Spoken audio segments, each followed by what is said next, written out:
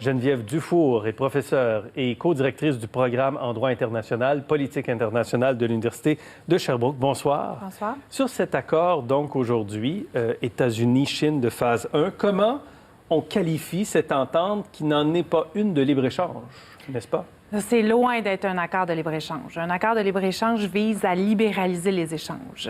En partant, ce que les États décident de faire dans un accord de libre-échange, c'est d'aller beaucoup plus loin que ce que les accords de l'Organisation mondiale du commerce leur permettent. Oui. Donc, c'est de se donner des avantages, des privilèges réciproques entre eux. Et c'est tout à fait légal lorsque ça respecte certaines conditions.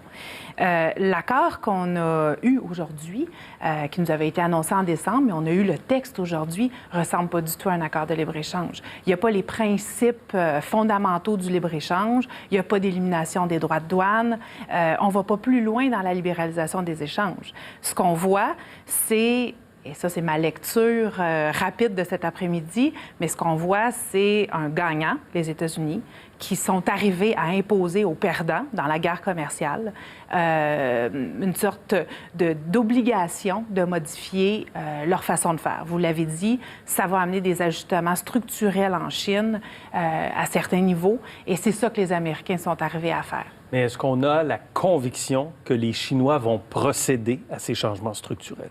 On n'a pas la conviction qu'ils vont le faire. Mais ça reste un traité international, ce qui s'est fait aujourd'hui. C'est un accord en forme simplifiée qui exige simplement la signature des deux chefs d'État, chinois et américains, mais ça reste un traité international.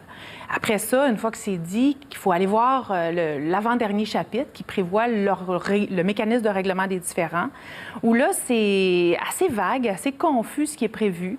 On prévoit que lorsqu'un des deux pays ne respecte pas ce qui est prévu par l'entente, l'autre pays peut, après avoir négocié, après avoir discuté à certains niveaux, peut décider d'imposer des sanctions économiques. Et si l'autre pays qui se voit imposer des sanctions économiques n'est pas trop content, bien, il peut se retirer de l'accord. Donc, c'est fragile? C'est très fragile. C'est très fragile. C'est vraiment une victoire politique que Donald Trump vient d'avoir. Ah oui. Et c'est probablement aussi, comme il le dit, une phase 1, une sorte de trêve dans la guerre commerciale. La guerre commerciale n'est pas terminée, mais c'est une trêve.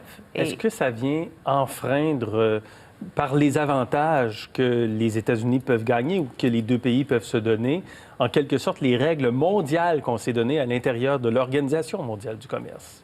Oui, tout à fait. A priori, ça a l'air d'enfreindre les règles du commerce international.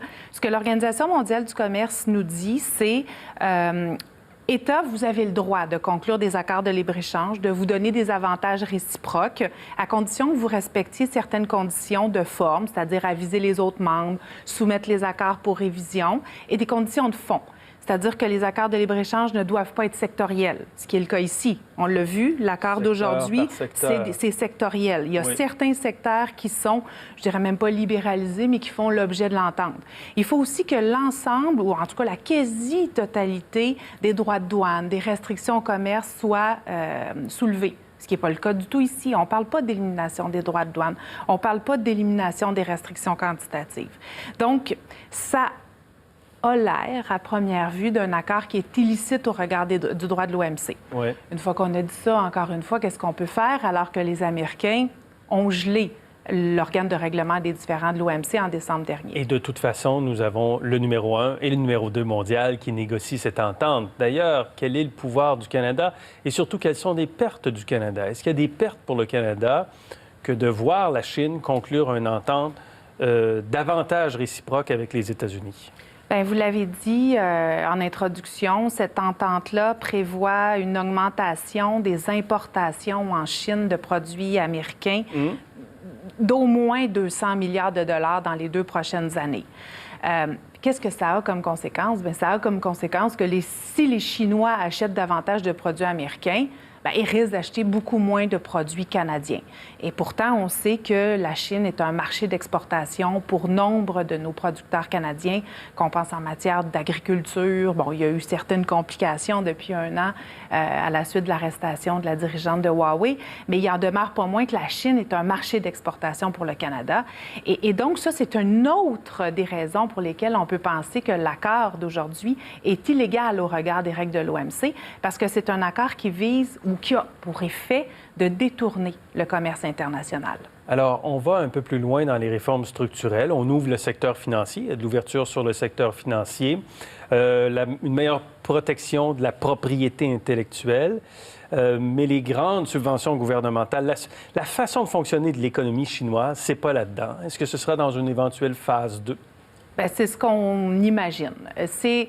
Moi, je dirais que en ce qui concerne les grands sujets de récrimination des Américains à l'égard de la Chine, c'est pas mal réglé par l'entente d'aujourd'hui. Les transferts de technologie, les brevets, la propriété intellectuelle, les contrefaçons dans les marchandises, la limitation des services financiers, etc.